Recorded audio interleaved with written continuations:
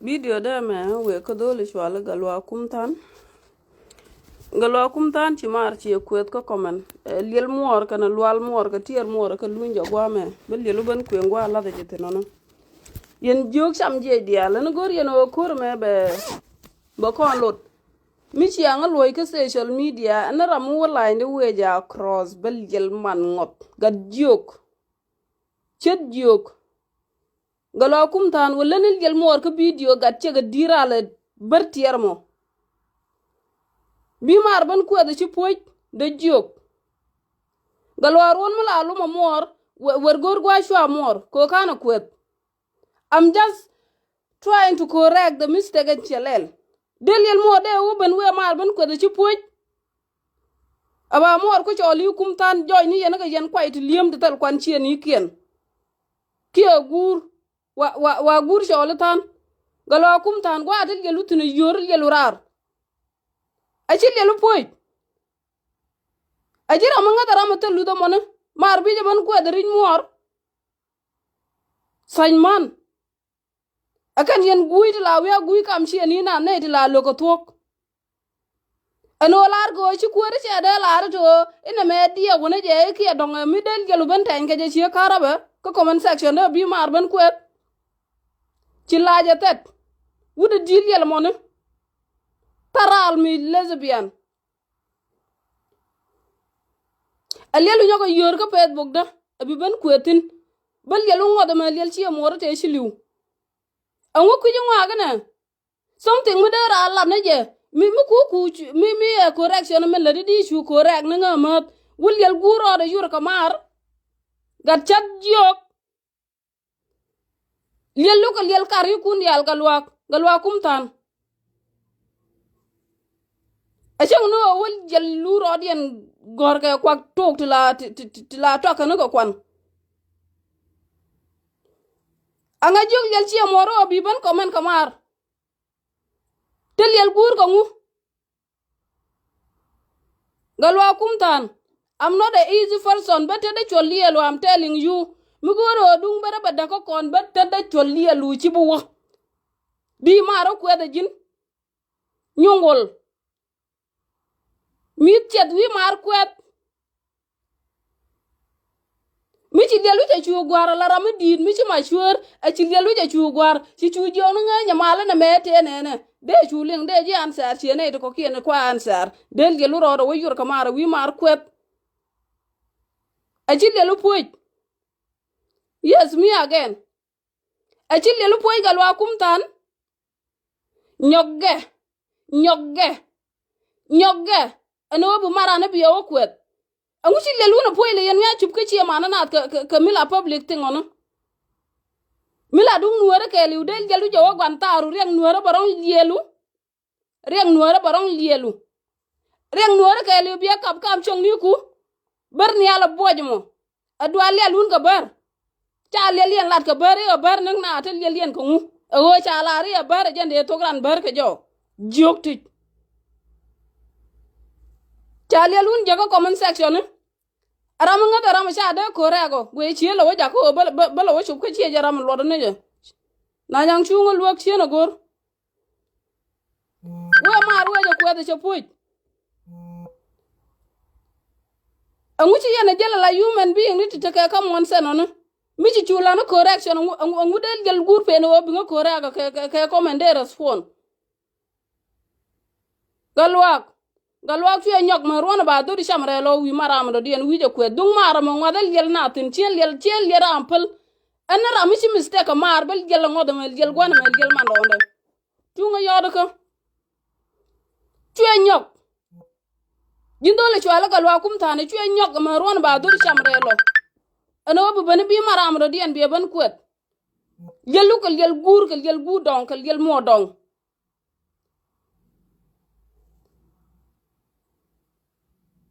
le luna bana da biyo baba ne we shina yong no anybody will my mom but the choli ele chabuwo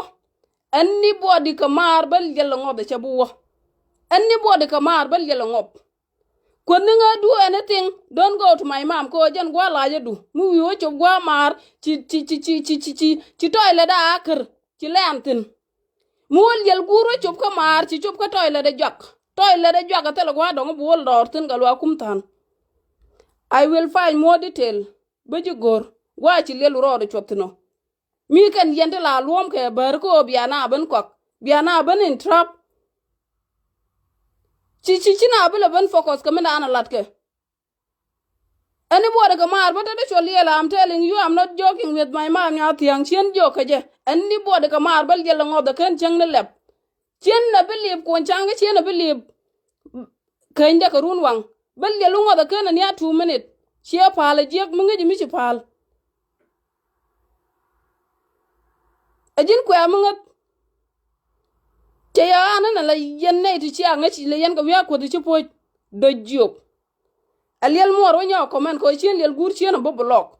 but comment bal yelu tia bali nga publicly wo chel yelu tia if you like go live but you will join sajman mi don me lat kan ya mi lak mi chi chu je ko nga respond ke video body nga respond ko tele mi jeng ma shalat an la dan min je ga sheling ka kala kuet ba kwa ko rek ne je kane ti nga la kam ka kam ni yo cha ka bla dor ko la ro je no wal kane ka kwar siaka lingi di yana nuori siaka lingi la kut kani an kun yal mi ci do point di shobo la ja bele la ja jogi ko di cinga de lel ne ko shanga jin la bet tan yel ko na tay tan ne ko jien manana da sia poj ga jona mamu tal mi ci gwana ko lel ka tal mi ci mana ko lel biya te na kam ni na biya na ban gala sia poj ring nuori mata kan penyo ke ci gelun ka lat yo shiran ben wala da men goja bilel uno kanyal ka bilel kun ayene yel uno dien bi la don mi bi ana pe ro bi yana ben gol bi yen manana du ya ko di apoj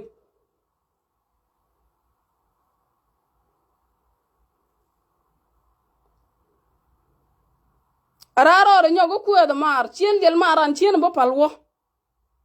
chien del maran chien bo palwo araro re nyogo ku da mar chien del bo palwo mi jin bar e chiro gor ko tung nuora lel mo dong lel kay ni ku dial kami jin nuor ka shi ngaji wo chi laj ajan akar ajan the last ajan toilet de blantin kay jok de je polo kami chi ku adanga to across the line wi kamar ajala je tok galwa kumtan galwa lim kwan yelu ko lera ma chal jimo ko lera ma jog jimo bi ngaban kwet ko comment section do de jok tell me chwalo right time lak tell right time mi jan time ci kana guje e bina lel yen ngot ko je bel yel ngot ko na ram ci no go bina lel ngot ko ne je tell me chwalo right ngot mi ci right time alamila correction bi kana wori di blaming mungat and I'm just correcting something is the right time ko ba mi je ko ba correct dara maro ko da chapuj ngat yele yen payna da pel biya ko no manana tele manu kun liel manu kun tele ga liel la raro do wa yoro barami din mu kuje be wo kwet galwa kumtan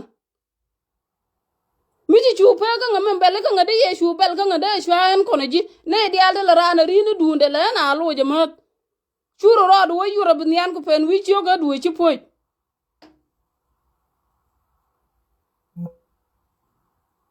ke jin bal yalu ban pal e fek ne ma jan chala harju mo chwe nyok mu goro ko ni pek ne ka nga chuwa ka fara ne ka go bal yalu ngot tiene bu palwo de men kwa ignore la en ban mi wiwo bal yalu ngot ma ni jin na me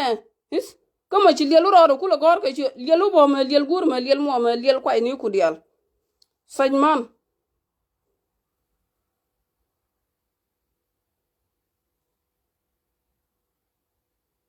angushi a wo longna biaran jegle media ba palje bil yalu na lo leldi cha ngwak lat ko community ariak china biet bo chil yalun yor abiate de la do community chil yalun bi yor bil yalun ka miet ko wot kun sial yel kun bi leba bi jom dien barar ngat yen ti dial bu ka ta tarun ayen mala roi ne yo to nong ne ni energy roi che jen wo nuori ta ke riek wala yen ta la ran time ke yen ku ran wo de ran biet lat ka ke energy liel una ji ban di da po ni shi apo ma jin bol liel gur liel gwana galwak thank you angu shi wala ngana angu yen biya didine yen ma shi yen roi la ne ti ngai ngwa ko no ku yen wo anything la kwa je debate biya ro dun chale ni ka do ba dan ti aje go biya roi ke je shi abona ran liel mo liel gur bi yen manana de ko de shi apo god come ni Twenyo gal ngop. I'm using this name, I don't like it. But you are little guru no.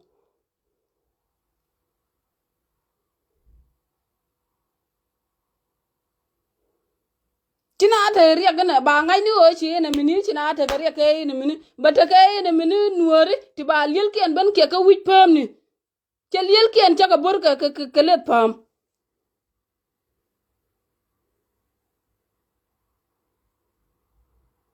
Ngan ta lara mu kwa gang ko dara ngo correct. But in a way mu lu the road tin. Mi chi du nu la da gwa be loji gwa di ma re ye wakot. E chi poj. Angala re jimo. Angu chi lai wujine.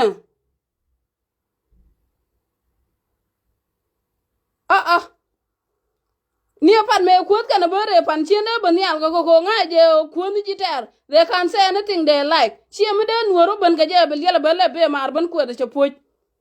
would you would chet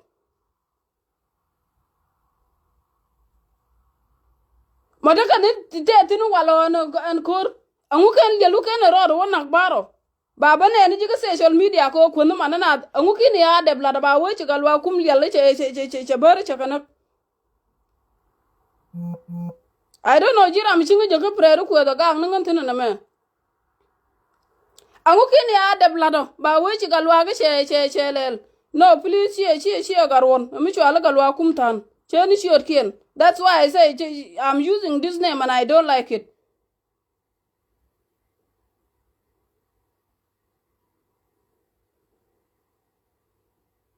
che ma angu ya paina chubuna angu ya paina chubuna yen nuore bia na ga tenyi cha nyi nuore cha ka bilat bia yonga paina cha wo be na bo ni ngan che ro mo ke time gun ngan kan lel gur kan ban kala nya ban ta kamala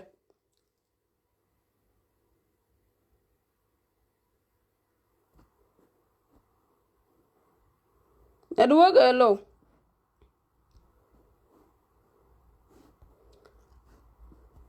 I go bala wait. Tini all this while mashirwa jono iban pel ko bi marban ko da wale ci poj ka dio.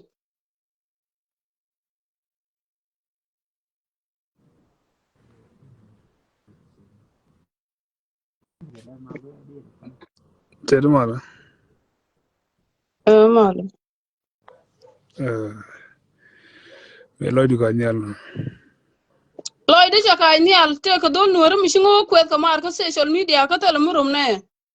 Mi te ka mu gwe che dwi da gore je ma do shi nyamali che chi min te ka ne ti roi de la nga jo go chi de bel che ka jo ngan chi bel ngan I'm just doing correction. But an bel lo je gwa an kwa correct no dor mi te ka mi chanen ki mi cheling mu wo je ba ri chen be bet. Chwe ban yoro ro da ka mar ban kwet.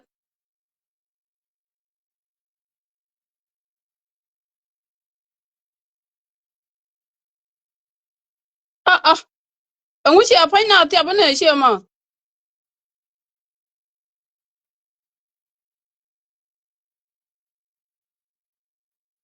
Tala mo de la ne ka char ke la ba ku lat ke na me. Ichi riek da ne che bane chana je la de bloy na te. Te ga ti la wo mu wet ke na chi kan po.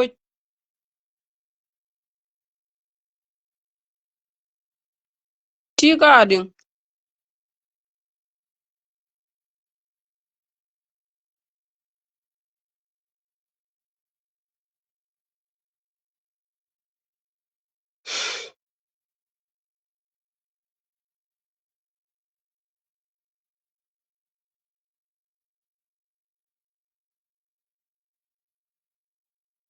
Ya ala na me shi roj mu ga ngantin. Ara mu ngoli nga jenga ni chiang all the time chi na care. Mi chi ran ngo go jala o mala de shi shuong cho go ni mi jegda. Ta chienda kala dara mu watin. An ko fit chienda. Kata ka shi mari ti changa bu mun jogi ni mali jiena ka ne shi jek. Bi aru ne je. Mi chi ran bu go ni shuona bran go ni o shi jek. I will never care and I don't care. Chelok. Lo ka jaga cheng liu no mar chelok. This is a nyet. A nyen ngot.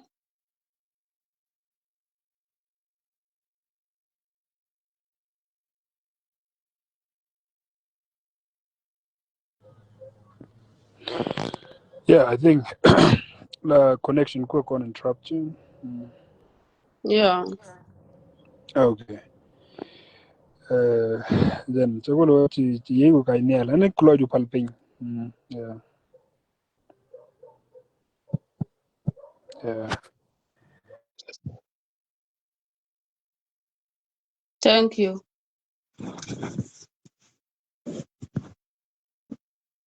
Chenya o fararo.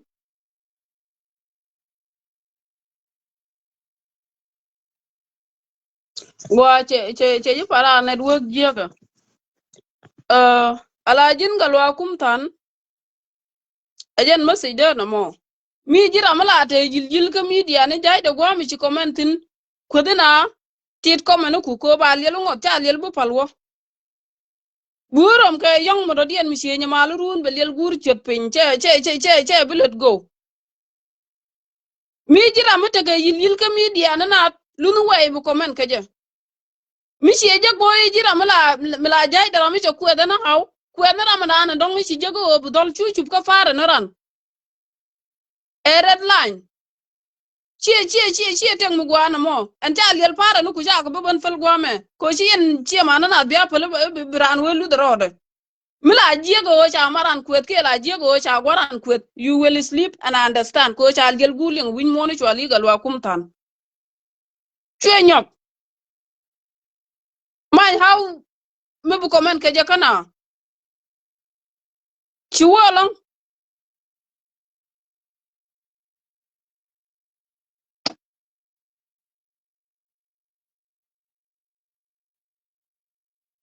Anga kuje o garoni era medit. Kami je joy che duore che walat ko duomi mi chi diajen. Ko kon dial ngai kon e o ka bar nak na mi che walat maybe. Dere kene cha de ben jog mi jinu right ni direct. Ami de wat tangel gelu. Biko warar kan ga nuore tin cha na bar.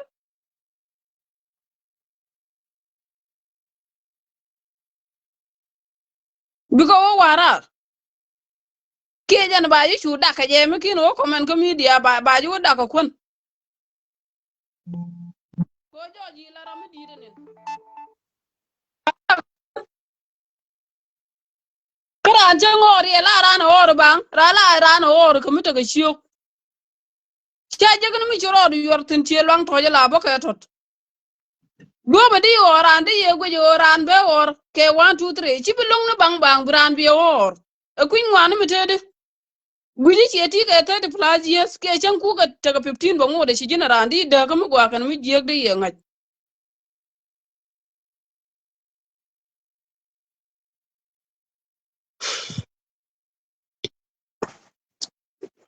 gwa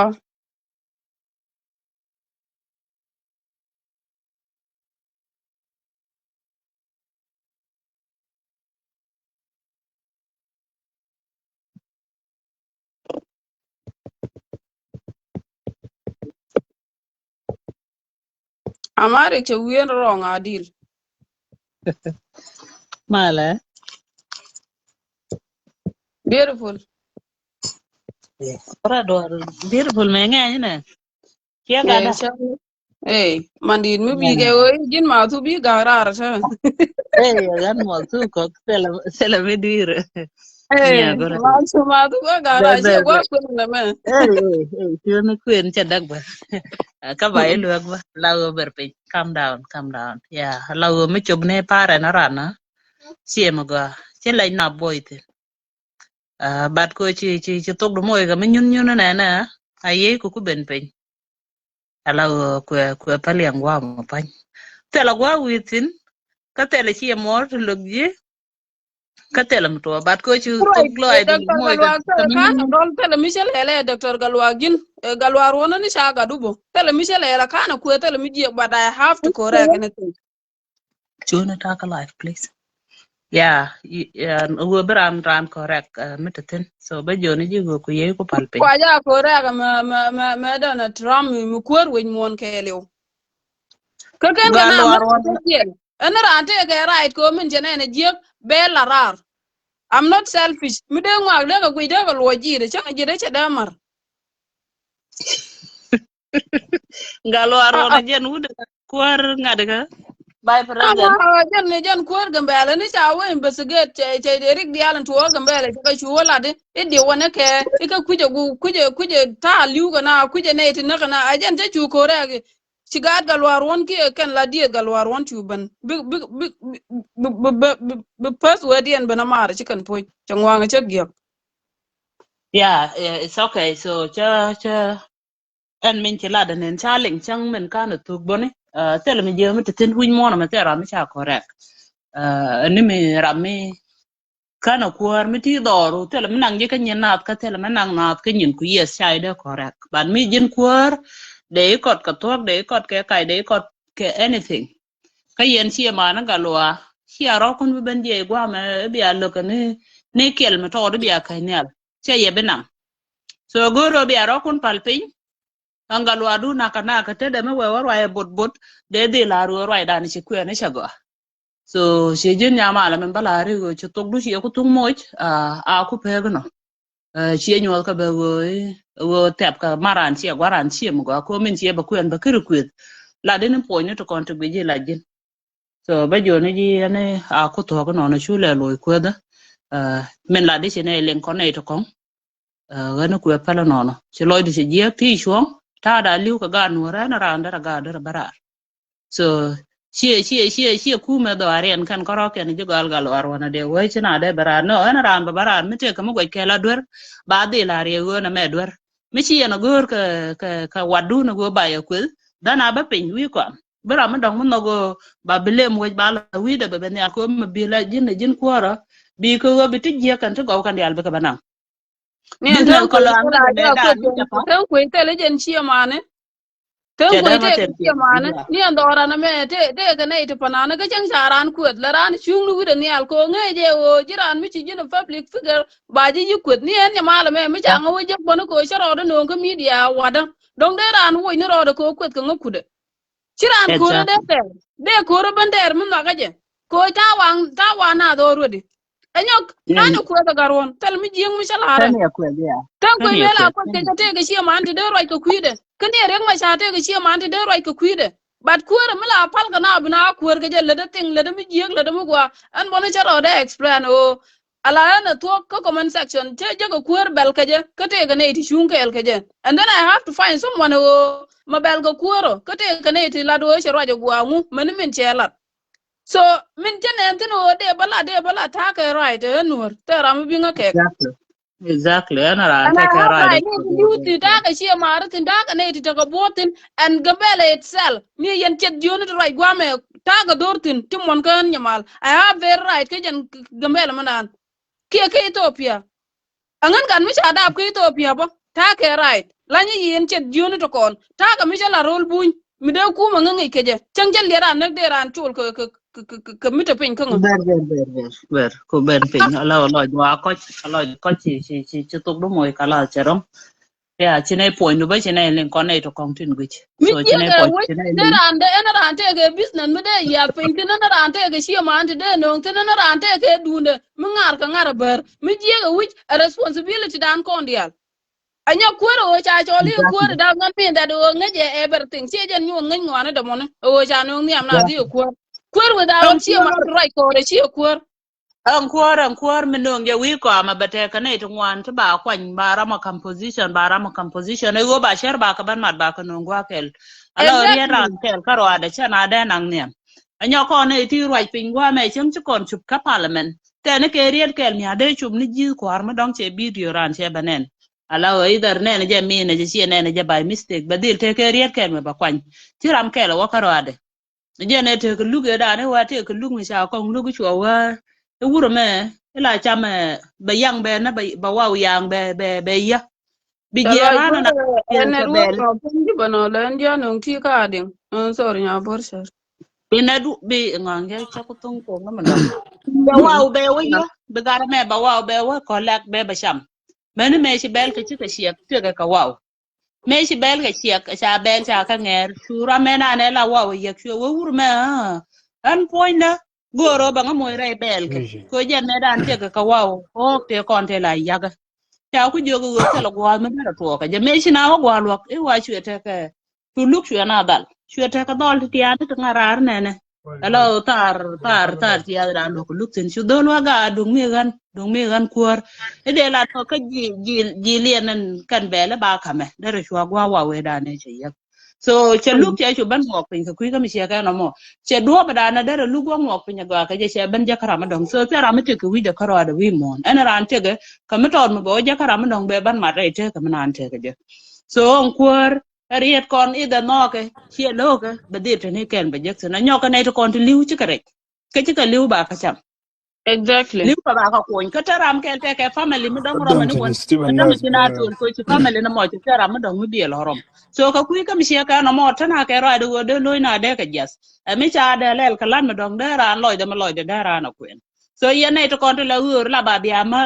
ko bia ko jen go mo ra no ben ke chok da ngwan ba ro de be chen ke chok ba da ka jwal so jar wa da na ba kwen ye ne to kon la ara an riet ka kala par na me mi chi ye na chi ke jien tin ka cha gwach cha we go anyok dala ya dal kon bar chi dal ma go me de kon bana la ne ja ka la da mo so mbala ji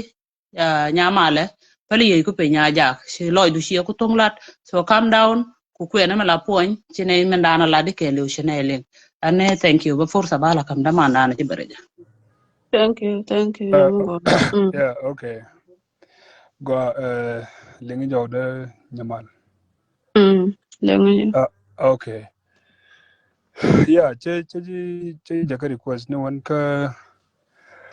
che comment bo ka post ndan chilat. Yan te mi ton de ba loy ni jinen ka ta ndan chira ye tok taram da kan chi community nan kon dial. Mi te mo jeg de correct. Dung do men dan bo ka chi point of correction. Baban larji ta loy ke jaw ndan chilat ken yam. Ka tan chi kwen ge je. Number 1, chi lar no loy ken ji tok. Ramuloy ke toke liu cha take full information kaman lat. Sometime Ramadan loy tok don kuje to go ke don take misinformation kaman dan chiro lat. Chi lar go no kwar take ni konen ti liage re kaman dan chelat. Ka don kuje men dan liake re kaman dan lat ke don kuje to. No. Exactly. Take rin me alar galwa bompal kurun te chi won me chi kon gwaken shi brown. Shi brown te ra me alar galwa bompal ka to buini. Meme ci galwa ke jien ci bol ye jien ga whole life ke ci galwa go kwet ta ko ti ji kwari lenga to bunya ro gana ge ta loji no so ni mi ci wa misunderstanding kara me dane ci to ci yolo for your information tali dor ko diri kwar correct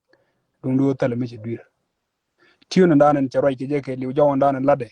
ci la ne ge jen jawon danen da ro ke jibo mi jin mi jangwa ni jin ga jin to danen ro ge from Ramadan kuji interview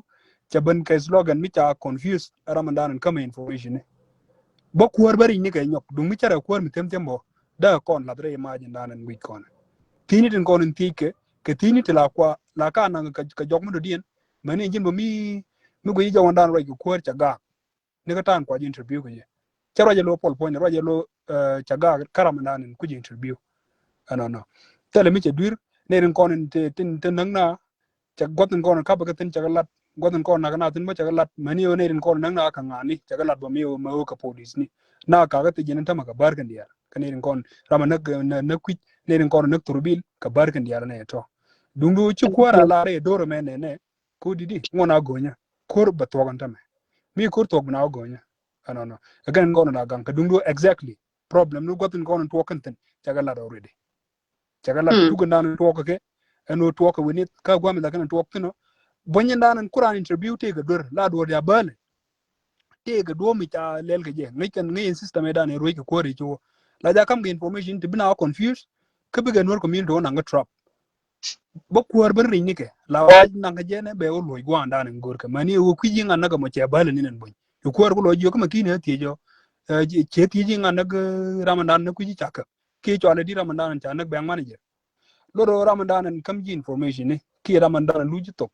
dong lo je ka jo mi chaka ne ko on rega men tama ji yeni ndal ti on ne dong ge ta mi cha lok ke dong te ga deng mi chi je bu chana ga ta andan to ka reg baran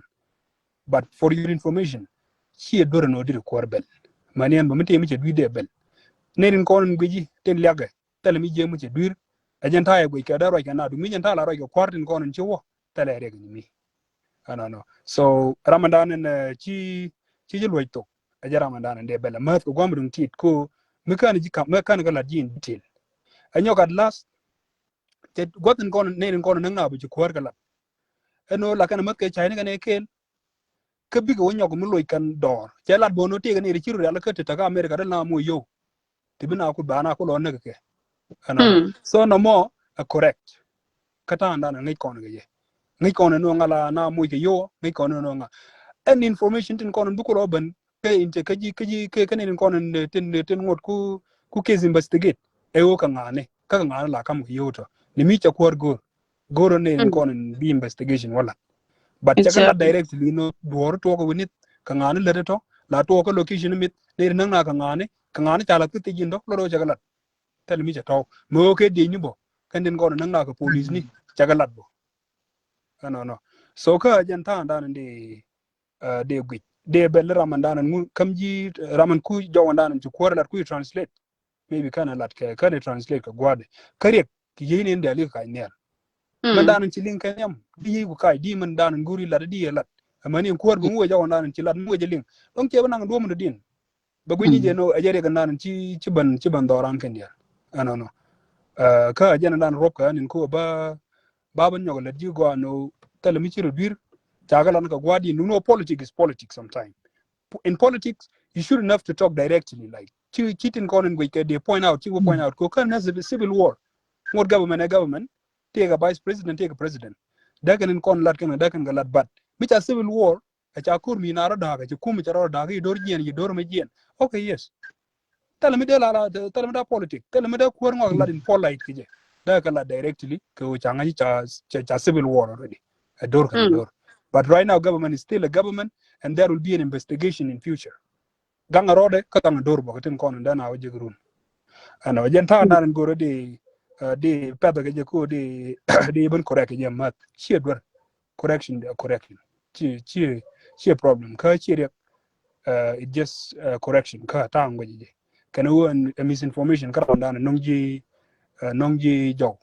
Jenta de go jam sorry mi te me matin. Ajanta ande lo yige no thank you to lo chi lo de jata be lar sorry in my viewers maninya nya bolshar duna en video me mo kwala ga tena chi je no kwa apologize ke je jin manan chi ne chi comment ka I believe ta chi comment ke je bo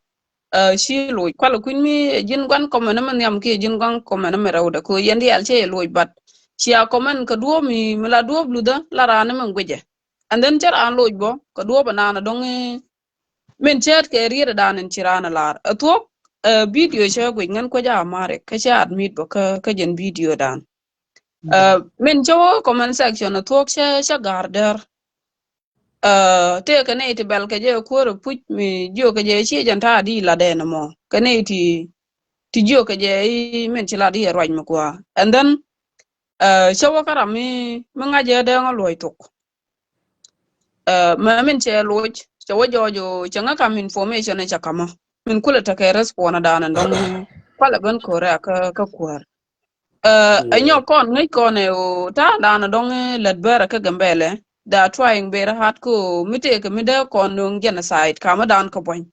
de kana lan mi lut kana rodien min lut roke mite jojo ci goni ci ban ko kan data na tin chaban an ka gwandit kana ta bawo nan kana ita ko keno akan da ba kulo lugrun mu we jojo te ko lung mi sha luk min che jojo cha lan nga o gwandi cha rami chi roi ken ngwa ken ka le chi loy de chi jiek ko kan bar kan siang na jiek to bar kan na ko kono lak ala tek che beje lon ka gambele tan rami te loy de ka siang re gambel ko ci doran che joji e dor mi ya ka ki chi ro de pal ya ki dor mi chi ro de ne no te lo kur mla chung jode min che raja mo min che linganin atok che goro ba min la jawda ba kam kur ko chi mi izi mi de liang pin mi atok a che lat ke la da dan cha interpret ka ngi kana son good ko mi che jojo che la de ramadan naga min naga ramadan la bank manager ka gambele e kujeje ka kuje gwanda nan don le tarbiyali ki kuje gwala riya botin in general dara adur mi dit ke jen garon e jen da don ba jo do ba je ban kap ni al ke je mi chu ban ko men jen bokata nan jo yen nga mali shi right time ko don di blame ngadi yela ti jo bon ti dunda bel dunda correction ko tok mi ja chula re je o kan jigam beli ko karama to duoro ke tan to ko duoro ko ke je election da action mi de ban in general kan e dialan ko na dong jo tin chanka gambele otherwise ko berati le kana pet de kan dur de kan wo kul nuore e jen gwa na dong to be jawda ka je ko duola gwa o dong ba lat beri bier bo tel mi gweje bo mi dera hay tin agar won chieta me shi kula lat ke jona an man ba lok en bu loy de be je ban yar mi si anga jogi nyamali jiri chaji wo kam information tiro ngude de aksa boko araman ku to ku ye translate yene de chunga wi ko por ko chi lingan ke jido an je Yeah. bela bo dia wo je chapar kan ban abagar wona balan mi dio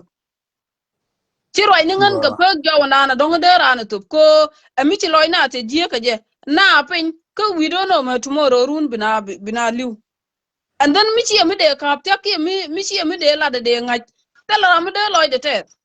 ko ye chuong nuara ai chot ka pin ki dong de ramadan kula ko ran dong de kon ngan je dara ban jojo de raji she dup she mi she dup ka dupa dana she dupa ku kon ma da pen runo ko je regala jigam bela le na o kon mi chang jojo te ka ma de ne lat pan ko la ne gwan ga ta la ram la o chung joda yes si loy de je anen che bel ki correction che balel an man logo ka jandole me ma chiro de choli galwa kum tana shwe kula ban be ban yuro ro de ku da mar an wuce mar shubo kan ban kudan tala mi jiek mi dera ana kula wa loy ke kwet dera ana loy ke lo ya danen ci lo ko dio je te ko man ti chop karaw ki diok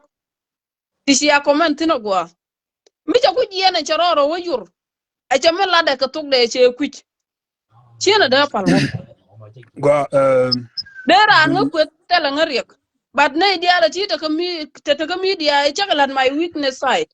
chaga jogum wiyo ban ka gada chiena bu palwo wiyo ban ka chawda chiena bu palwo mu wiyo ban ka diet ka chiena bu palwo ne dio ka ti ka ya ka nga chiera an palwo a chang dana wi kunya da ba kamongora Go. Take quality ti jalle jen na magoro ban explain ga jimonen. Chi ka janta na de lat ke je. Ano. go Thank along you boko chi chi thank you understand. thank you Go. ya bor cho te mi lara Hey, ba kularu ane ajan jaude no mo so ko cha nyokulung loy dan ba si cha lung loy du bu ko kan pelpe rama chi kuedone si ko tung loy ka chagwa so brother thank you ko si nyokala loy da si loy da chate man dong wo ka ga nuore goro ta wa nyongo wo ka liai si mbut do blot jete na long nuore kwa ja bat ko gwede go laba moto do da jok kala te hanu kono ka ci su ka social media chien dia nei to konte ta wang rekono mo goro je no bana te ke te kijiran weakness do la jala ba wara ma goro bi pot ko ni jeng ni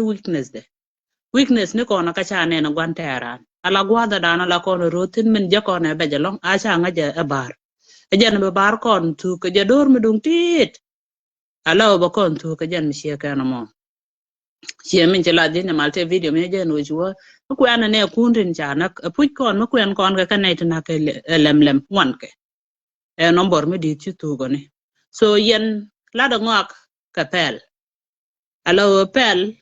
ở giờ nó gọi nó giờ nó long mò con nó chọn nó cái tin cái bung bui đa nó có con luang con cor ba con suk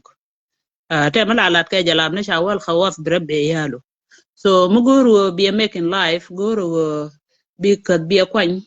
ka pel ka bi mala tadu bi jalo yidu bi nga yene to tente ka rek na to kom nyog yen ngwanetin ku gwame ka comment section ala wut nuora la bara muludrode ashang cha koroko yan konman gane da yen lu nuora da yen Garwe lang ka I don't know tell away me ku je accept ke je mene pej mani e polo ni cho pin dong bele bere eh chi she chi dum dun ba ben oh no okay no she so dun go chol go lo da na cha chi cha ja gar ka ja la gar ka ni wut ka je de ra na ngajen go wut ametia acham ku na kon man agane te ka madong mi cha kam yen men kwa la kam ni ye bom ne am ka ko agane de yen gor acham ti ne je gano she ye ko cha ka kap kon man da ba la ra rien mal yor jin wuda mo de tan wora de ka ya de ti ka tiak ka de no chun de tiak de ka chi ro da mat ka men la ne chora tan wora chora jabat yen wunu to ro arana la goro go shira ro da be yan tia da gwa mi sia ka na mo chang sia ne be je cha ko yap ke social media kwel nei la ba gore na we dan dong de ye ne nong pin ke je so la go culture dan ja chwol nin ta cha kwal ku mi go cha gar dun pal yen wuni sia kwela ngu I don't know lakin ga ni yana ku da mo cha ro da lot ke ye a chang kwel nei ro ro kun mat ko so nyama la thank you ko shi roida shi jalling gan baro da ko ga grar ya ne dial to be thank you ka bian yan kamal ba long bor shar she loy de she tet uh ani bi ta kamal so balo continue pin so garwe wa ti ka ngane bi lip dong bu barech lu rach ba ji wajang na wale nana ji ta yen goro ngwan yen bat chi attention ne chi abana ko chien boka ye bu ba ye jaka ba ye le jak ani sho baro dun garwe nyoga e jang mi te ka mi di lar ko ba gak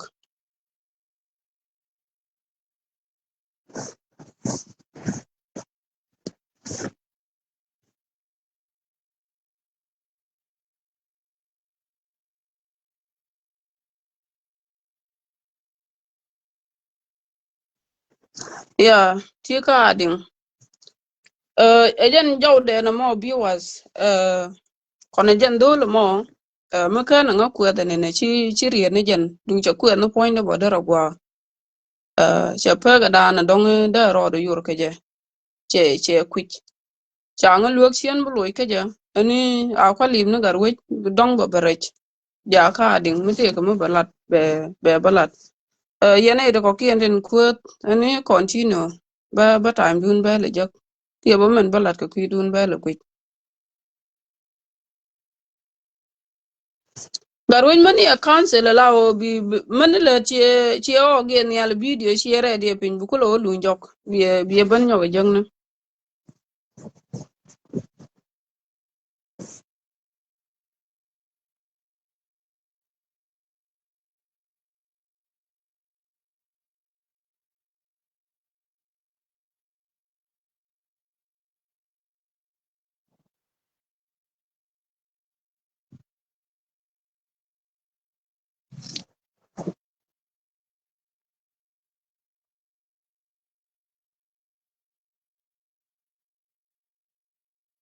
che nyok lo garwo jo kwa je accept mani nyok on be nyok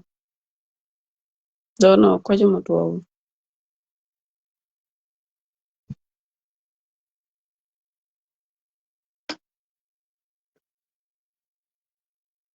che translator ma ka lo chen bo ke ngang nom gwa mo uh che jen ngang nom chen ben jo na cha la de je ki cha la de gwa che men cha lat so cha men cha correct ba ke benen ke gag dul me chwala di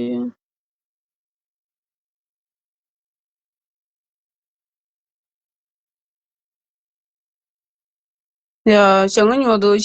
chien ke invite so I don't know ko chama la de che chuong tin so gar we che logo bu ban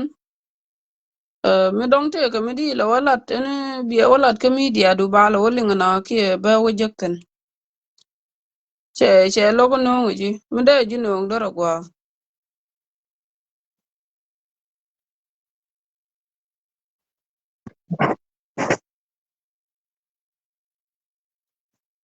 ya anti jina ka den adol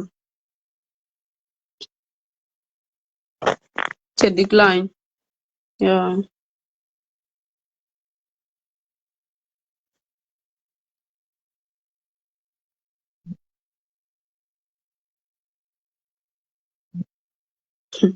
ale you are looking for my attention gila te yutu la po de social media badong bab de ke yoko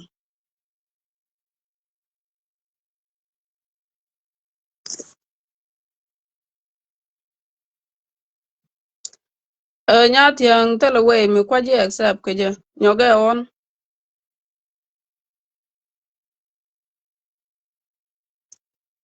rana men awon chiere de je pin video be ko lo pin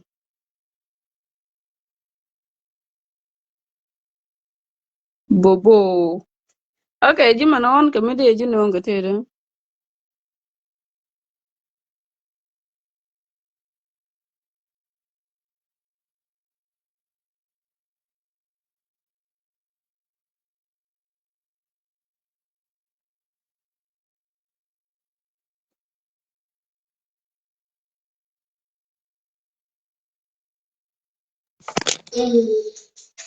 Ada ni nyaman, nya tiang male nyaman mediti. tele re Ya, banje ki banje dong banje ki kai nyan ka kaya na banje bote nei ko comment negatively actually. Jen na ne. Ja gor ko dia. Ada banje dum galwa chicken. jen dunga lo Okay. But it's a big deal. Would be a politician. She a young man, but at one a politician, they went the allow when you want they like not an ideology, they like a picture bird, can they do this and this and this. But he seemed like, oh, them, to Berlin, got down to Bunny Chilling, chat from the lady in a native of Ken Chicken. And then tell like a way politician and that politician and that door. But it doesn't lead you, you know, the kind of like lead you to when your man. I don't think so. It's here within Galwa direct, like a good media. When they go book with them, quite a more, quite a year, and so on. For what reason? 2 years, I did go a chicken line point, do the room, dear, didn't naga guard, could knock everything. You didn't see it is wrong. Me take a video mal la go me tell it with them go they ran ben chimi young man ben ben kora ko maybe ram chi translator. I think she translated in the wrong way. But the reality ngai je do me ko ne galwa kan thanking filthin why is because of politician. Just I be you the one ne in a me preach kan wari changa ne ke je kan bar to aka lere de na ka politician but good ko no ne la the picture di al din to ka bar kala na kana dum ti cha bar manak cha and so on but ya na ke go political but then you reason you need to go to comment to put kenya ma nga den garo dong be no and if you have a power why you cannot even clear it the way before see a awareness be you would have reman why you are quite a torture could go me chicken go on teacher run and million could no go be a gonna put money for one reason and don't go kalau apa dong deh nyemat yoro ka michi mu bumbu malong me nyamala la ala mi je ga long ai tin ande guru ko guru ke nyemat ba dong deh ku de la ba mi gu leader mi to batu kan ye employ ko na ne biya biya ben ko ne mana na ka point na de so leader mi la ko blame a to ke kai and then ala wo ko yi reserve ko mi che la ko bina na dika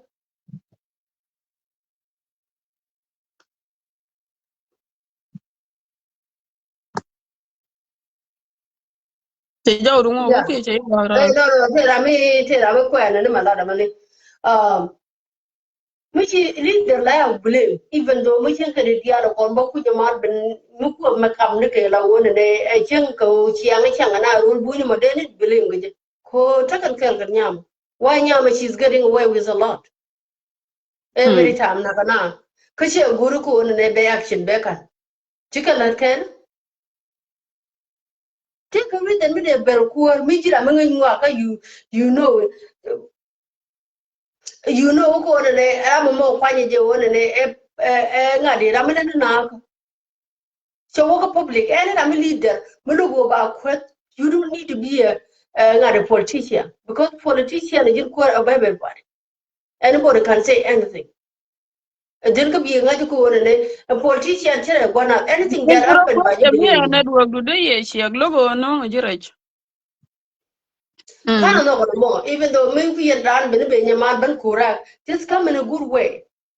Chen a part of money pot change shine near me by a cognitive in the quiet and break a part of bird because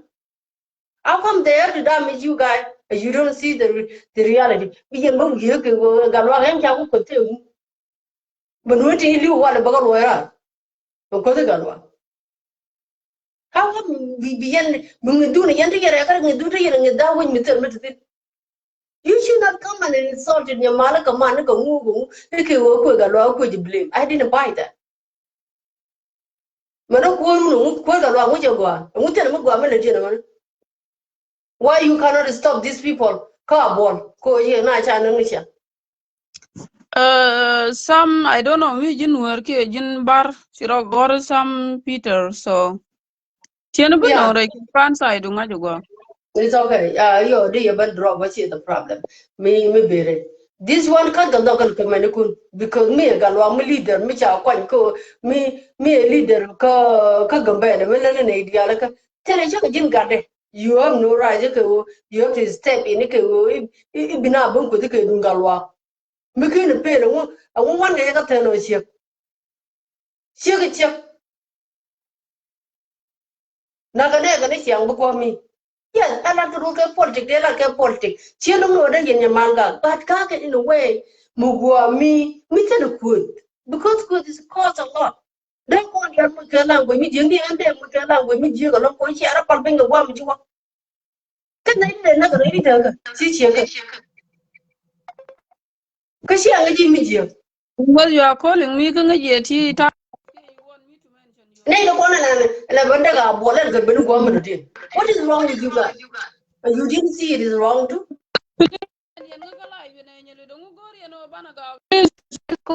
Come by and look with your turn, keep a drop and lie, but okay. Don't do it, Nantaga. Yeah. Continue. I don't want to get a model like you. Mukura, Beleko, Garwati, let that went by Bangladesh, young man, woman. Go in the way, me tell him more, good, upon you, because you asking for more info.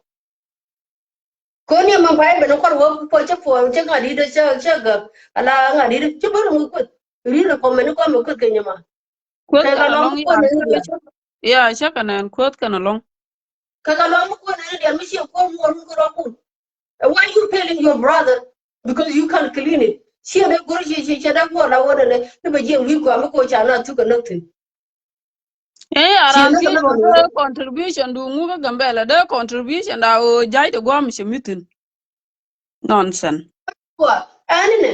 ka lo ko ko ne dia if mi che cha la ti je ga ma ne ko ke che ko ne di ti mi te mi je mi ma la ba ne ra je go no di e believe in a good way this is how the politics work ti bi bene ke wo bu ko dira na me je na kan ko ko bu ko ka se go che mi je because if you telling me ko my brother you cannot touch that my brother you will use another language mi kan yana mai ne mi je you can look not look for that one. Don't want me to talk about poor idea. Ngadi. Yara mi le idea like any ran take ka right ko be correct. Me me give the land be blame ka yo ya bala lo de ku ne no. Na ma chi jeng kwa de chi do ba tan ko ga lo ga we we ko ne de la de. As a lady ko no ja but tell la ka do politic. Tell la ka do politic and that politic you ko no lo ko batu. Huh? Why you letting these people killing people for a very long time? You shouldn't be saying Pala. coward. Why you letting Barco Bana kill for a very long time? Now come can I am pink, can I bang you didn't kill it? Baka wali no wala No, werka no, no, point. I can't link along with my point. Tell her nonsense. Because it's a coward behavior. Someone who cannot even stand up for himself. That is who you are. Kalwaga Belke. As a leader. Bengaji a leader. Leader or Ben Belke, Ajanquila is very strong. Oh, maybe don't think me, Jim, let me see in here. Me, Yaman, and let go with Burken too. Mitchell and go with Burken. These are the things that can happen. Exactly. Let it go with Burken. Come look Burken, come to go Lloyd. Ko chang kana is not a big deal. And you're a leader. Yana, but you can nonsense. What do you have? How did you prevent this problem? Moko over to La to gaja to Nagana do. See, with a chill Nagana every day is see a big number which I'll call a year.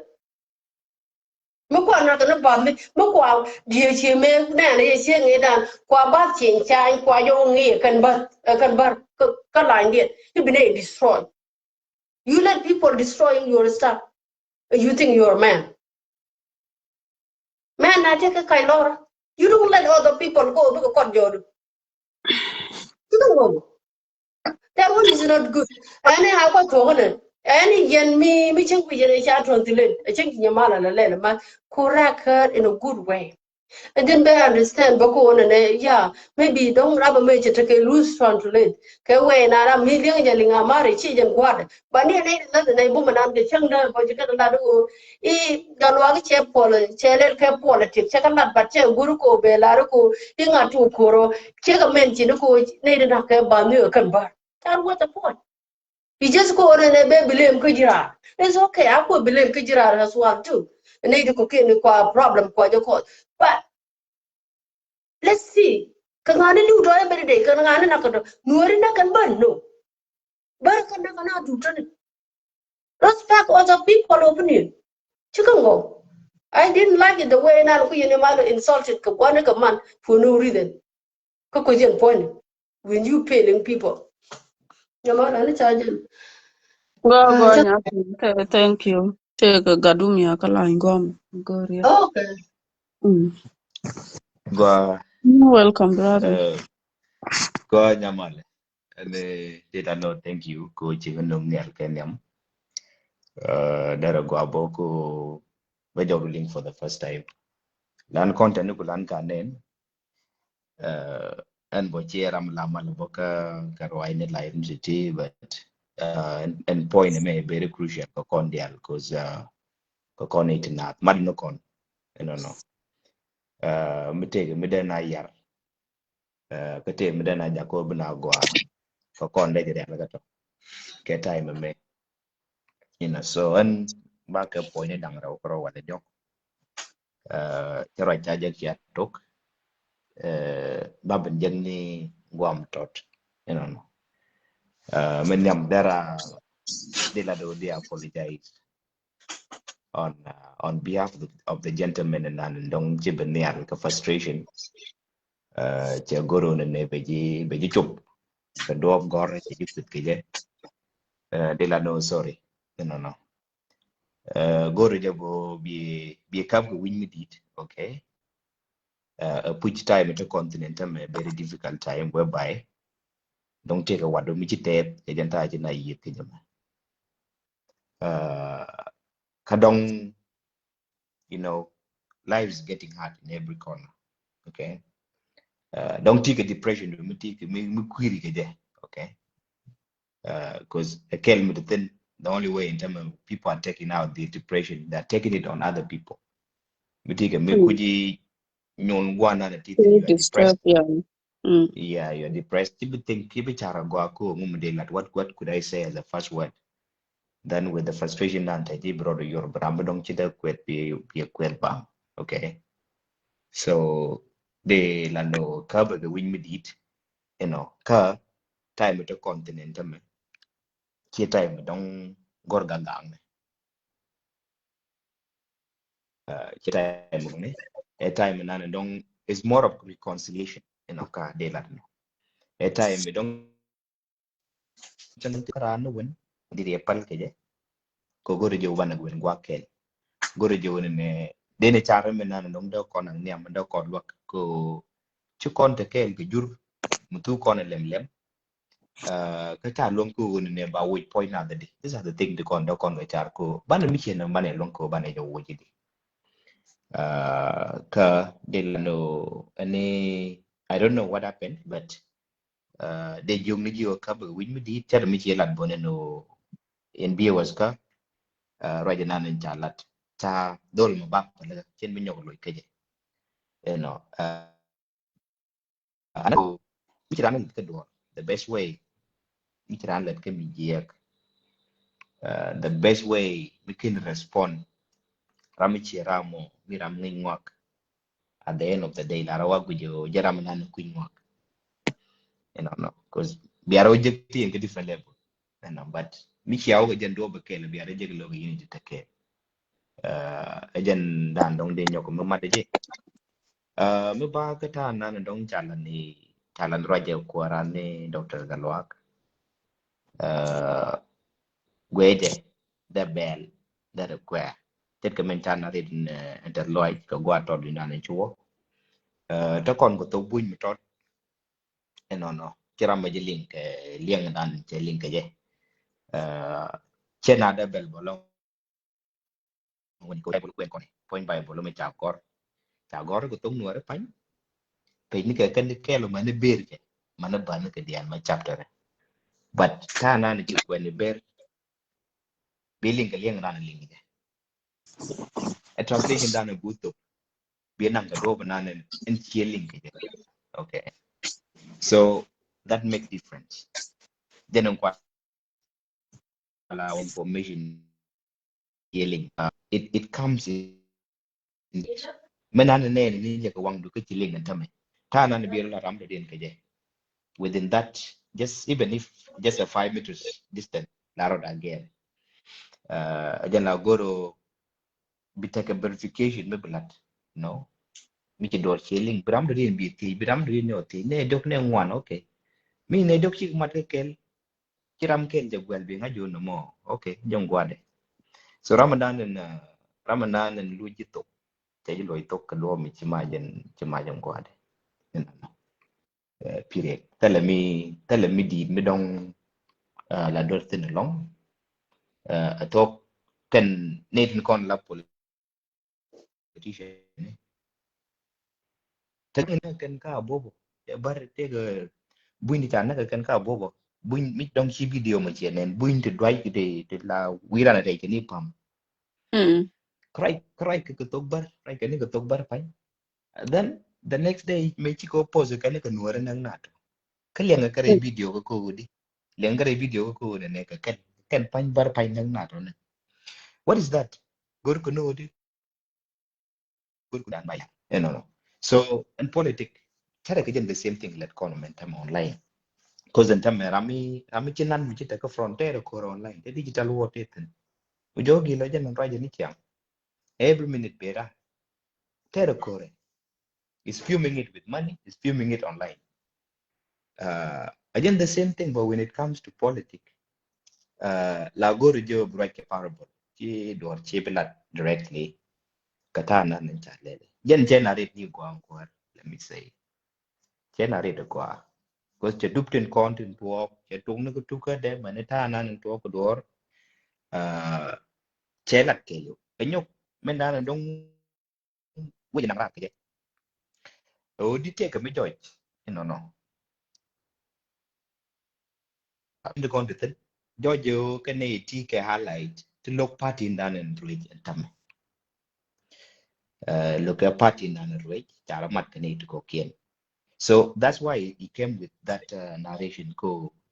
chap cha cheungun ko Ethiopia ko ya ti ju ne ka ne ti ti real ka cher ma ke chawe ni ti ne ti ngai ke ta ga tin but ka ne ti en ku iken ka ne ti te ne ku le lok la ka karar nyok bede kam chat ko en re Ethiopia bo te ka ne ko ken ter ma ta fa no ta ngana tin ti PLF ne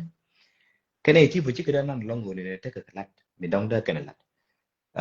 mi chu ku le ban joy bon te me la to te ka war ga mi je mi cha post I don't know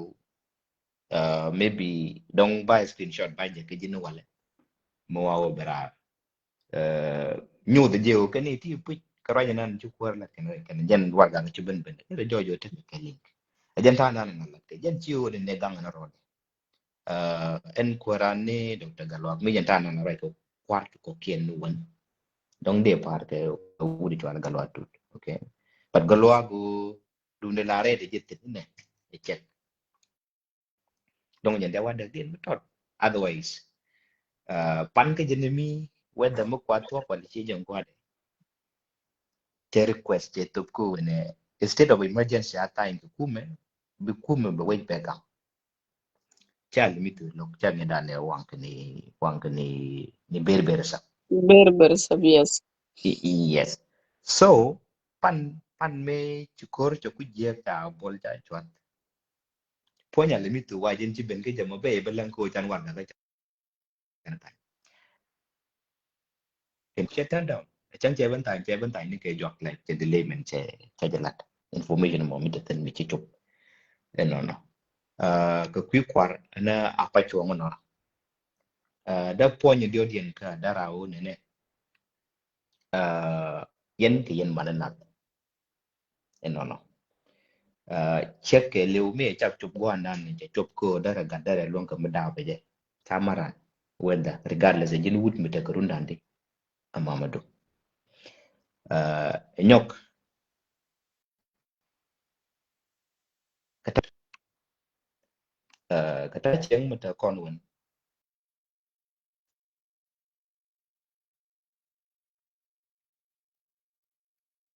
Chaji yore ka shi jawri wat.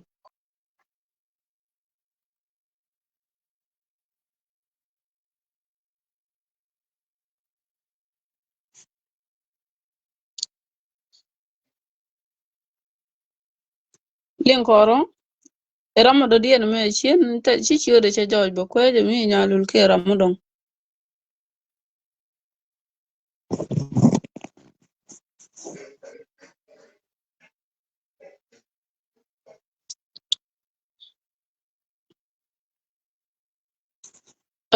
Ramala diodamo ke rawda. Sorry. She yeah a drop sorry down yengel. sorry Okay. cha Yeah. yeah cha lu jok chang ale yo da ko Okay. no no no Mm. so Chulo yeah kudu na tele binana. so ne adu no ko conclude ba chu ben pin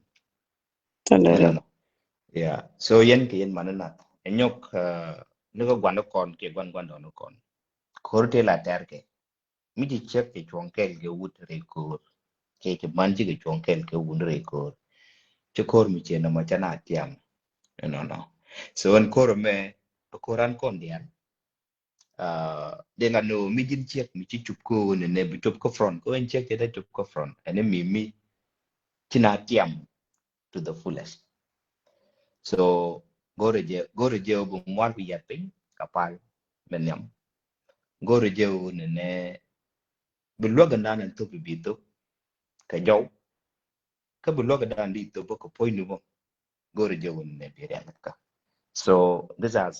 the only 3 points in kono dong bakan yan na ani chardan palaka chante mi jeng mi to pala for the sake of one ne to kon re je da loaj no no en kor mi ditin ko gwam bar ka cha lon ko loaj but kon to kon ke dot mi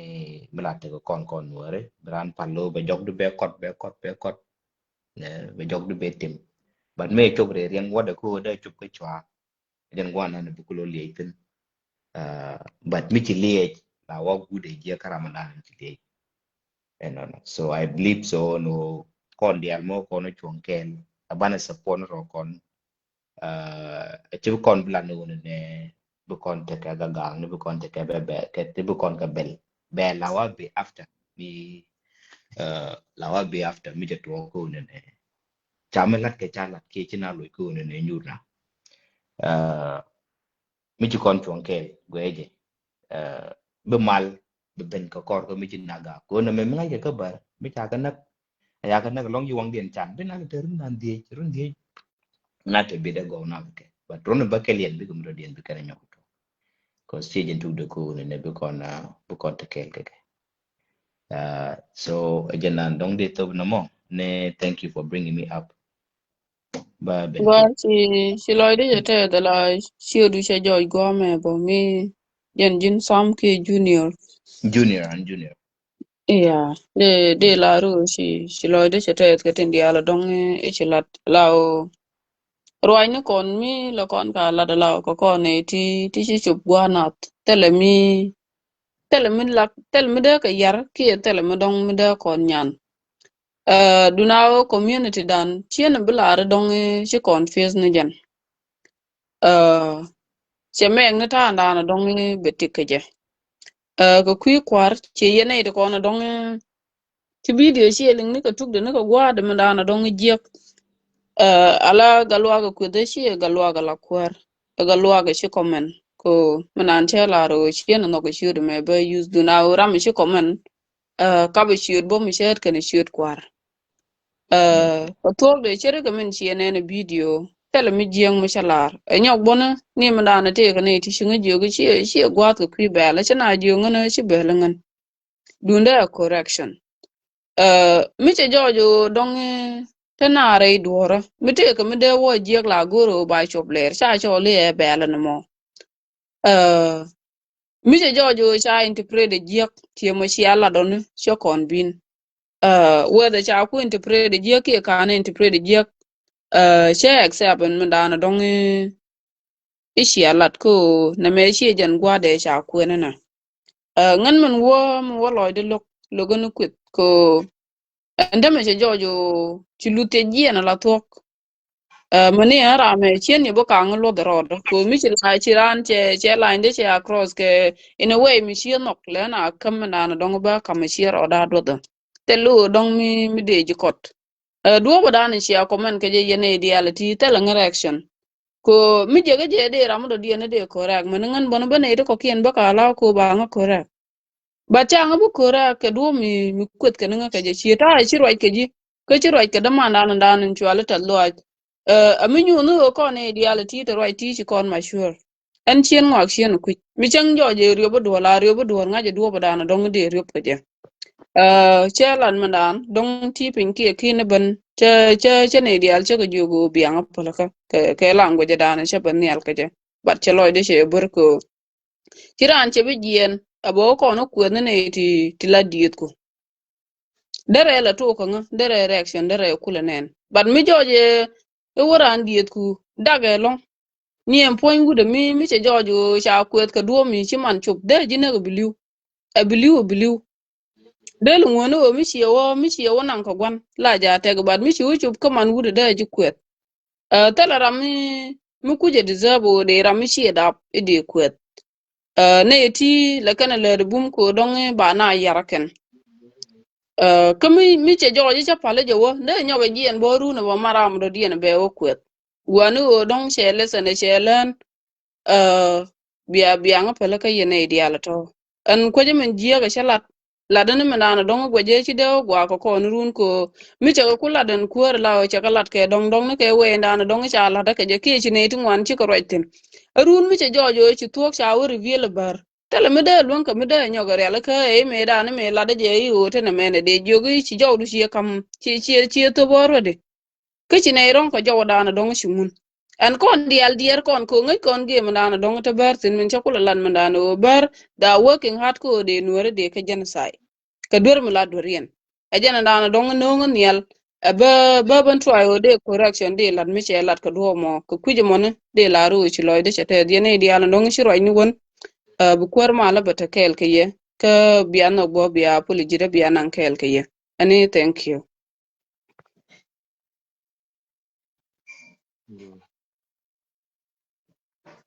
ta kon ka ramadong mi to gwa mi dong de ri chen chi re gui bo Gua jala ga roi pet Uh, ko oh dia ku la ngai ne gua dia li online te yo join kere ko ta to tu mal jan no re ta gu du no ta lung du ni te ka mi de yin yin junior lar ko dong bo pin bi ban chu lo okay do ten gar wi sore okay go junior chi de riet dor cha chu do gu junior ni men ta ra ren gwe ye ba ta ke ba tan Yeah. Okay, Shabiet ka kala kun. sorry nyamal gu jinga muj Sami. Tela ramu gweja. Chen yu gwej bat ngaje na rejo. Okay, ka dere re wadung ti and then chang dere loj pin. Okay, but line la jela ka tara man kon ben ke ne miti ke mene ne di ramen kon ben yam de ye gwen ke mi che no gu briet bode di riet. Okay, Okay, kana ri balo gwa kora. junior rin. Okay, rin. Nan du na ga mi check check. Sa mene rin. Okay. Go ade la ro chulo da te so ka roine dial din cha kwen manan. Gan mano kon kana mano kon dial din chiriet no gwa tor chan chi do jok. Along koran dan yet kana ka gambele. So baba no kon dial dor mi chwala nuar. Which is mete karami tega me nene medara kamrar rega manan latka kada na lok so dara na yiglar chigata nan chukul raije jin nyamal kamite ga mijek so mi ladibo tala ne ko kinde o ladji gardor nan la doru chigata nan ku jawru la kam nyal geje ko bu doru bilwa ajan kata nan chira ge che video du chaje jin kata nan cha lingeje ku korang no kuar galwa ngo kana point te content chalat kan ware so ngo mi cha galar ge jamo ka cha joji cha thi ka interview ajan me ba ga point ko chana gore ba jain karo jalong kuar galwa kata na na charo de chaling ge chaling no ran mu go chan ngo comment section la ja jogo no manana ramana na chi loji so jen chi loji jago kata na na chaling ge kuar galwa so charo ja go gwada na na rajatin kwa interview ne je manan de lar ge charo ja go poñ nyam o ne kata na na teje ge je la ya teje ne je te go ala zaje dan lat ke cha nek ji rek ka ngana ne gato te konta te pin eno cha bahne cha ka bar eno te ke bank manager cha nek ken dial jo ke kan ko chob ko buñ no won ga kan to pe ka ne de kon raji gambel kan information to kan kana which is chanang ne dung Dung azai ka kware bar kan ba. en Yes. cha nek ya malan ponyo go nyam tin o cha tin dial tin chi tuo eno cha ban nek eno cha ramla manager bank cha nek so che point to cha galat ti jo changa ni bo nyana na tijiran jo je kan ga ling nun ala lere chi ngare ga ling den kata na na ling ja ga ja roj which is charwa jagwa do de no ti chuang mo dong di bela met manan e interview chi jen gwa loko baran ti ji maguji chala de je kia mala dwer kana o ka ngana te ka dwer to keno do ro to gro di makan ne man la do chi jen gwa loko na kwa eyeline ngwa ko bine dialin chen ka Ethiopia so bangaji man to ga gambele to rodi kala redi kala rodi ya mi chetin point to content chalat eno kwaneng ko la de chelade kwaneng na ram la manager bi por baram kul benak kanyo kwan bar bam chwaram la kuar deine chwakul benak ke jo which is bangaji chu dor ka jatin dong ramadan be men be ram men be azaj benak dong chanang na wada ganyam ke dong chitinu wudu ganyam so kan to ba ko taro kan dialo kuma anyok roi kuma kana roi la dung community ga so te ga da kuar ga luak so gwa da na teten ramdit which is red kel mi ci brar ga je kwa balio along mi che red mi ci ma mi ci rongo dalat gwada nan so mi che de lartin which is a con chibel no cha con depend enough cha con depend ajan ta nan la kwaralet yeah so kana ite content charge bel sometime chi ma kula roji ko ngaji aran da te ma da lat duna dong da te ma da banjor amene jinbo so ma charge bel na ite content lan wore ke ma charge lat comment je so runi di mistake body lat aidan de la ro chulo da te ko chinga nong nyal and thank you Galong, thank you. Go, Cornell put. Yeah. Guardian a correct because I need Yeah. to think where did you Galong. de la chilo te kenyam ko chen no mial mala chilo di jeng nyamal di di ko ka changa jana nu de rajata ta ka ne de belli be chabi du cha pijin al mo chalo tuta ma ngoda ken ya live me ken ya na ken ni to Mm. Mm. ka community go ala rodo kon tele ram dol karan anyok mi je joy ko to kon ga ga na kam no kon le la gwanter la rodo we je advantage no karo jen chala da kwera ne doctor galwarun tele mi je tin chit ga man chala je ko komen ko ndial ka komen ku dial ko no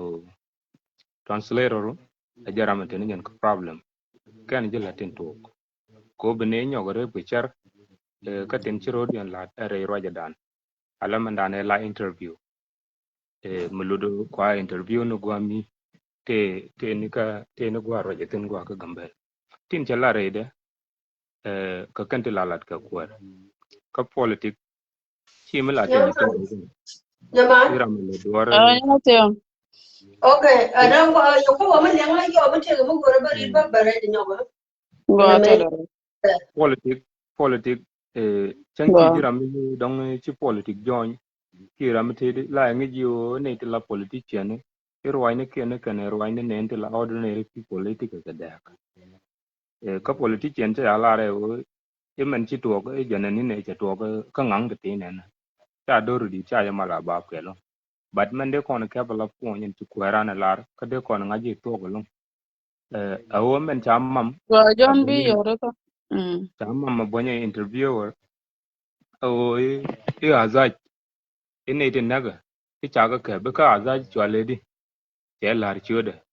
du no gwa mu chu bon chu we mu to go no da nyo go te ka te mu dongola du no gwa chu bon chu te ko ka bank manager ngi ji chode chi bon yo jo chwale di jo lar chud bank manager ka o chwale ku mu lu no en ramen te doctor manan tele information ni ti joy ko te jeng no won te to already cha kamar jana ti la kaini kan ji taran tin ku ko le gi mu ka re gambel Mm. tikana kamar ja ko ramin la azajin cha nak re gambel ajen to kor ga je ya kulu Mm. jogen kor ko bero da kulu je cha na cha ran cha nak re re ka gambel ka je re cha ngo bo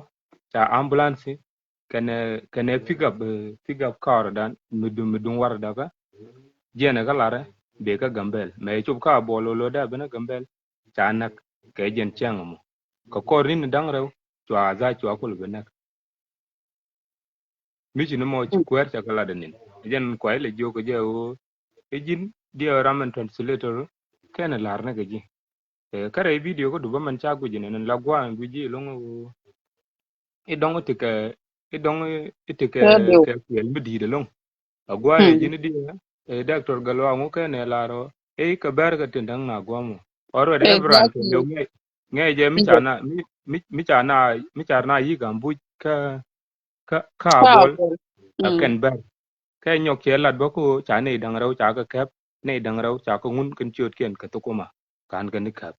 ne tin nakran ka ji ji ra ka gambel che lat ba o cha ka kep ka kan ka polin men ne tin nang na bo gwami ka abol ka polin chine ka kap ante chine polin gambel chine me ken chine ga jalo luak chine lat chine kam federal government kene kuma makala ka dong ti to chakalat mana ne jen dong chai bel ge ka comment section nan wer to ngwana long muku naw ko lat ka duar la dor la chi china rodi na bel ka kwet chi me chi la me chi kret okay chi lo da te da long ge ko chi ngai ko mi chiran do dur de ran nyok lo chi ma ne o ne me ken o ne jalo de lo cha nen cha comment gwa ma chi jogo gwano de ran bel ka miling ko dong de ran bel ka micheling no mo ni lar je ko ko di lar je ko ko mikaran dur mikaran maling mikaran ling go je go dong de ran dur mal kret ke je chi jin kwaji polo len ka nyingu tin wan go mana lo jin public figure chen chi ano no dur de ne ne tin wan ko jin ti ke polo wo tin wan karam joy ko public figure je go ke bero de yor kalai akane right de man dong bo lat kane analyze go me kam ye good example ye ne tin ka lai ta men ram dong bro ju je ala me ci koro ala ne lo ci kon ga ci te kon ka difference agwanter la je wi akane be o lele la jen ajala tankara gun ka je Jangan ko the same pot. be o le lo jala tankara gun ka je le misale me changi gwa men ke jen changi na ka ambulance ka je kana ka bang manager ka je re gwa men chote gari chwal ni al chwal kon mi chu po ni jen is the reason why Galwa Bompal does not deserve to lead Gambela angwa mona within the same time to anyo yun jen and paragraph the men kwele fire again is his own brother to yun jen gwanter muluno mi chi kono wore iri kaga yene tin joy ko dong le la ne ti ka joy ran o tran ke influence ka community boro braro apel pin be men to ko community be jale ko na guje ka wangne ka bi your own analysis yo bi kul nyo tuktin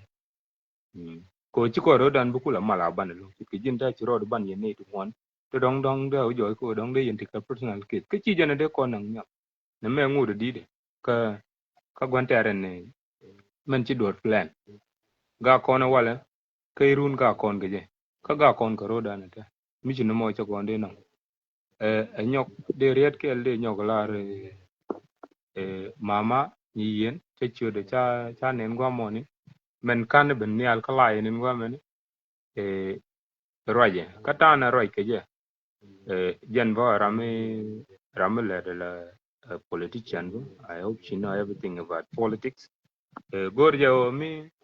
roj ran bo alo dong jojo ko dong di ra mi di depend ko yen ke yen ti di tumana na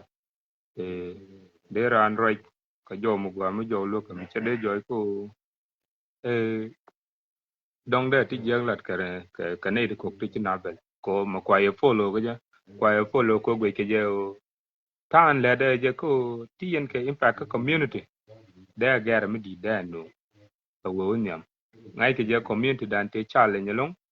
du no nguro kwa ye follow ni tin bo ko patin le dien ga ba ka nen mi chiang ba nga jo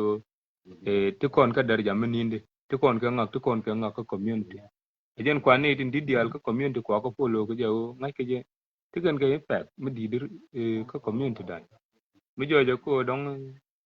ite mi tod mi ci de duer kam ne ente lagat it ga kam nyamal kan ne ite ko bu ko ne tum ne bo ka lung mi tod mi jo ko charan ko tangule akala bel ka kwa pelbo nyamal de jilar sor bo kan all the audience ko tin dong chi ban ko chi apologize ka ngode ba chan ka ran ben ka lai mo ba be sor ba be lar ba ne re lo no gwa te no mi long mi tod mi chino ma jenen gore de to ni thank you mi tera mo dong ba ben ya Yeah, gwa ci loyde te dani jin samu. stop do kong chala garoch Oh, facebook garwich. ba mi ta go stop do kong but chi na ti kan jo Yeah, ba ci gor ci na chicken George. De la ru ci loyde te garwich ke tindi yalla dong ci lat. An ci anga kam do no already ci gaga dana te nga ci jien. Katin konen ci lat ke kwi gwandit. Miti kwana komene bo. Di ngajo yene idealen tin te roi ka amare ko ngaje amare kasa igambel te ke diu. Misunderstanding me chi ma interpreter karwade. Nika yen koro dun yene te roi re gambel. Most of you darara mi chiban pid the cardis darara mi chiban pid ka ken wi buin to ko kiana to. Dong agenda de roi ke ke ka marik mi gwa mi dong de link ye de ro de link buin tan kon mach kon je uh yene dial ndan dong chiran che chara ke lieng de che matin ngode te ke ne to gwaj ke yebone ko comment section chi kan dial totin bu kon woten ala roj me mo boka nganyal chiram kel mo chi lo jamo na o chien bu kula la no ye ngak ke ne ngak niga ta danan ci ban ka gwandi nial dia o jamani ken comment section na dana dong cha kula mention ko right ta na do gwandi de chero gwa lak ne ti ngwan bo kwa gwandi kwa jabel niga jen record dana dong cha post win me ne o en to point te ke dio gwani kon dial mani ram cha loy to ga mani most of you yene te ne yen ro yen ka marek biat mi de no mo yen gadan kon la gad kun beltin la gad no re chien yuro roda kami kaling che on o baling men mi che jojo che men je go to na che nang mi chi to bun che te di ko kane ti chop karo ki diok cha je no to kon kari and that's why le ber la ken kon we repeat ka meeting ano bel na rodien chen chi bani jin ka live ni shi la ro ni mal min chi lel che gwa ke 1 2 3 without quit koran mi che quit ajen kwai la we loy ka quit me kan quit chi mo cha ban jo nta me chi do chu ala galwa che ngam ban ja ko bo ban quit ka jog video ko gwandi den karwa da chi no bat che nga het ka ta na dong twa je de nga luo ka je ki twa je de gwandi de re or gwandi ta la ramata ka right ko de re or a gwanda an ko ndial ke dide ka koran ni kono ko ndial a chen ja nga yet ka ron ga cha nga yet ka jal mi ara mata ka gambele de laro jaram dan ta tigda te ta dede ajen bi laro babat ajen bi laro bangati mi tali joy kan de ko ken la na garana de bana dor physically bangana mi changa na na mo shi min jo che la kana te nien kana te la liu de dom ni e careless de jaram dan don la gwan gan kan shi ga dan ta wi ko am shela da mo ko mi jin kuwer a responsibility mi dit ajen la nen yen ke mi chi kuwer che je ni am poin yen saket chi lon ka jak ni o je ne ka kwarte kon ke de ni tin kon la rana wo deje en o bi shek du bi dab gat gore kwen ko chi haj mi di chi ka widu kon di arul kon di arul kon bom dien mi te ke we mi de ken kon gang ka je de ken kon gang chi mo ngai kon o gambele kwaje ja ka fel ke te kata atel leadership mu gwa ko gambele manan chi mu da na dal ke ko panbar chi kana da dal bat ke we chi koro dan ngi ke je e wo ko no lo kontet ko no kwak gwa mi jo yi liu konten ajen ku ko la pere situation mi chi na me an chien bel chien lok ke chiera mi jongo bo iti ko dwar mi che la lo de ke we mi de ling la nga je o ta ka dwar pero mi chi jo bo o ti ka dwar mi chi nga jo ga dwar ang de la loy de ko do bana na nong gi dwar ke nongo bi jo ga ti ka dwar ka ro do yorten ti jo ni je no amare che ta kare mo ban ga po nyalul te la roñ mi jiang mi shalat ajen the same way bo min chi kula la do mi jo je luo ko ro chi ko ro dan de luo ko kwet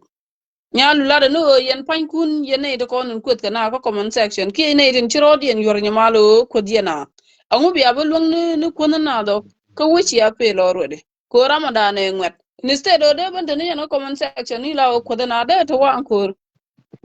mite ga ne tiya tarar ni tama ni rar ganga ber ko de ber de kan ga ban mo ya go shi ramade te ne jen ko da de me luang e la ngwet de re luang ke ne dialen ko de ramadan me luang e min de lat ko ku go ci do ci re ga jak de re lat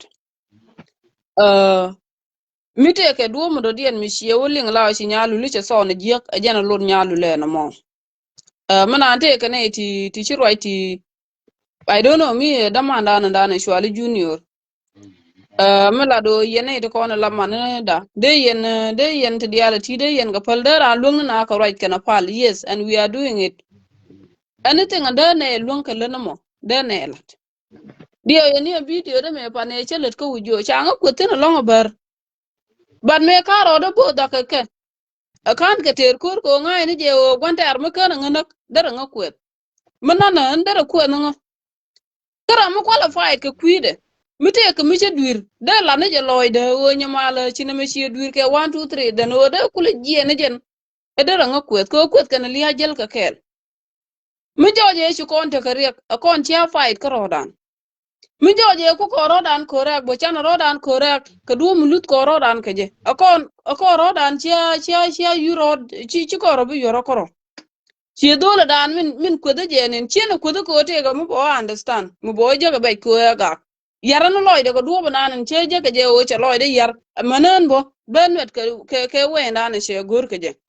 ban mi goro ibata ka shop loy chi mo chi goro bata ka shop loy ki chi man kon di altin chi bana man liyan kon ti bana yi kwen ka palpen chi do banan kwen kon ka palpen de la ro chi loy de che te do long mai la ya yen ke tet ko ne ti mu ko kon le chaka char ka jamo e wo bran be yikte ka char da haro bata ka char da ro am ka char da ro do lo ra ra yo ma ka je mi che jojo chi re ke che dur che jaga wale mi te la kon long de kon bel ramadan dong ta ka long ki de ko ru ramadan dong de kon lok de kon je ka je la da to go dong de ne ye ta de ka de ne pal mi te ka mi long ka right de ne lat ko man de kan ke boys la duno biya ga biya ka gang ki biya ro dun gang mi te ka mi nung yang mi de na nak biya wudun biya lat ko do ba dan dong de re ka mo de ko ka je ke je ne ku ne la no wal no chuara ro dun chuara palo bu bar bu kan ye yak ne me kan ber me kan ga palo ga mbele ye dun dien de kan du na hawo ci kana shara o bi kan lat tina de shop kale bol mi shi ne me man time de na la do mi ci liya ce ban liya mu de ne tin wande ga na ga shankel kubure ga dana don tu na ba bro da kapshon gwana jana long ko de na rodien kula chang la o dwal na ba na kula no ga lemlem la o shi na rodien chol an reg de karwa de ki edwara e wo shangal woy to golo yes sha admit badan chalat ko duo mutel re de kuet an bel chi kuet milaro na me kan lara ne de ridne chi kuet and I believe ngan karwa da bo mi ko jeng ne je wudu di dan ba la rieti ti ci rodien lot ke je de poit ko gwa ta tin ngaje ngok chien mat ko kwang mi de kula wona me le nyamale ke se yongo kwang tele mi chama mi do di na part from kon cherga ga bere clear de do mi jeg de lat ko se jeng ne je e de mi jeg de lat and I believe de do al ko kon da bo aja non kulo de le logo long ko en galwa rone changa jen ga de mandan shiga de chu bana be chu ko nga kamar ka kan gwan kana kwet che logic ka changa wada bo dere nga jo gwan di te ka picture chi men cha example di al me san ko me kam ko na ra pen wi ko am cha de ko da long ka chi o tele jen chi mane amila na ro di na ga ga cha kur e cha nak ka dio jaga jag de ka chu nyin karo ka tieng